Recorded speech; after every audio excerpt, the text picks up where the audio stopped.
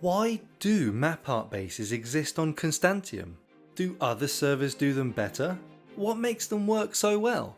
These are just a few questions I've been asking the community while making this video, and I can't wait to tell you the answers I got back.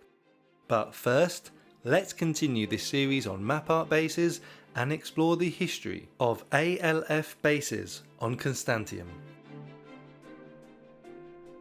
You'll remember in the last video we saw the history of Hale's map spawn bases known as MSB 1, 2 and 3. Today we'll explore the ALF mapart bases created by the player Koz404, whose bases actually overlapped with the last MSB base. And before I start, I just want to say thank you so much to everyone who subscribed in the last video. I appreciate every single one of you. So you'll also remember that MSB 3 was being kept a secret during Hale's break from Minecraft to try and keep it protected for longer than the two bases before it. As there was no longer a community mapart base open to everyone then, Koz404 decided he would set up his own mapart base in June 2020, just a few months before MSB 3 would be griefed. Koz found a desert temple around 35,000 blocks from spawn and began to make some rooms beneath it. He was joined by Gloomy and Rathaus, who also built at the base. And before they knew it, they had a functioning map art base with a grinder, paper farm and map rooms. The map rooms were actually more like map corridors, keeping the original MSB style to display them along a walkway. And this was the beginning of the ALF bases. And while ALF 1 was in action getting visitors from all around the server, it was the same period of time that the server error I mentioned in the last video reset the map ID back to 5000. This erased most of the collection at ALF 1 at the time and also brought the server admin, Phantom Captain, to the base to have a tour. He had a look around to get an idea of which maps were missing on the server after the reset, but unfortunately the visit from Phantom Captain did not bring luck to the base, as not too long after, it was griefed. But just like Hale, this did not stop Koz404, who travelled around 20,000 blocks away from ALF 1 and started ALF 2. During this time, Gloomy had caught coronavirus, so he built most of the base himself because he had the time. Rathaus worked on the gallery hallways themselves, and instead of just having a basic design, this base had a large spiral staircase leading deep underground to bedrock. Off the stairs were the map art hallways with infinity flooring. ALF 2 was not just a base to show map art anymore. It was a unique, well-designed base in its own right. Koz404 even designed a statue of Dot 5 to be built inside the base, but other members voted against it. This would have been hilarious as Dot 5 is well known for being against map art. He had a lot to say during our interview in episode 4 of the JR podcast.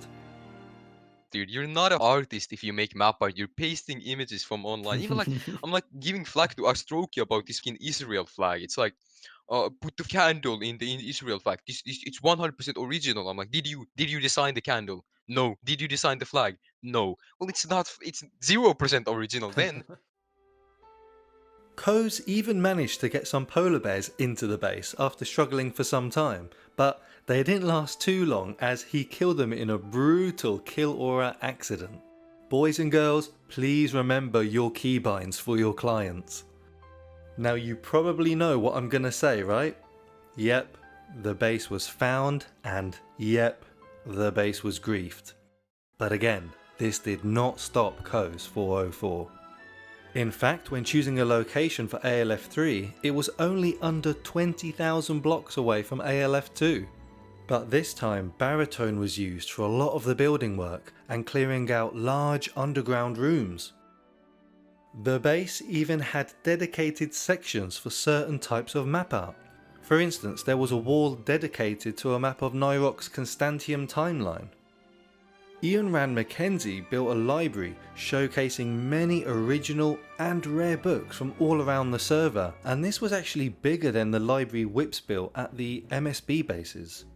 And ALF 3 actually lasted some time, only being recently wrecked while too many players became aware of its existence. And this seems to be the problem with public and semi-public bases. After some time, they'll always be shared with the wrong people, and it's goodbye to your base or your project. After ALF 3, Coase has not made another map art base, well, at least not a public one. But why does map art work so well on Anarchy servers? Well, some people think it's because they can be used as something to trade with, as things like a currency plugin is not a thing on Anarchy servers. And what about the difference between Anarchy servers? People have said Constantiam has a vibrant map art scene because the maps don't get reset as much as, say, 2B2T, where the maps get reset almost every week, and it makes it so much harder to have a long-standing map art base. And since Constantiam is quite a bit smaller than 2B2T, it's a lot easier to know everyone who actively plays and makes maps compared to other servers. This is probably why there's more of a well-known community around map art on Constantiam and in the Constantiam map art Discord. But what do you think about map art? Are you a creator, a collector, or do you just find whatever map art you see when travelling, like on highways? Let me know in the comments. I would love to hear your opinions and start a discussion. And I would like to thank you for making it this far in the video. If you've enjoyed it, please don't forget to leave a like, and if you're feeling happy today, why don't you subscribe as well? And I'll catch you in the next video or one of my regular streams.